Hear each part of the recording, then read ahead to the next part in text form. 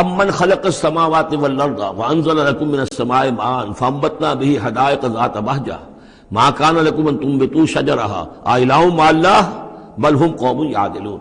یہ بڑا سوالیہ انداز ہے، سرچنگ کوسچنز کے انداز میں.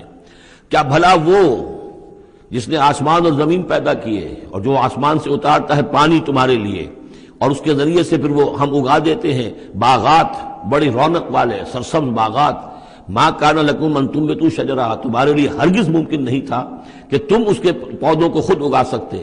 یہ وہی بات ہے جو اقبال نے کہی ہے کہ پالتا ہے بیج کو مٹی کی تاریکی میں کون ہے جو یہ سارے کام کر رہا ہے؟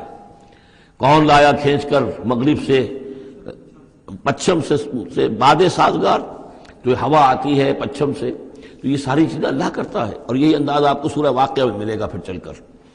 امن خلق السماوات والارض وانزل لکم من السماء ماء، بھلا کس نے، کون ہے کہ جس نے آسمان اور زمین پیدا کیے اور تمہارے لیے آسمان سے پانی برسایا، پھر ہم نے پیدا کر دیے اگا دیے اس کے ذریعے سے باغات بڑے سرسبز و شاداب، تمہارے لیے قطر ممکن نہیں تھا کہ تم ان کو اگاتے. ان سے الہ مع اللہ، کیا یہ کام جو کرنے میں اللہ کے ساتھ کوئی اور الہ شامل ہے؟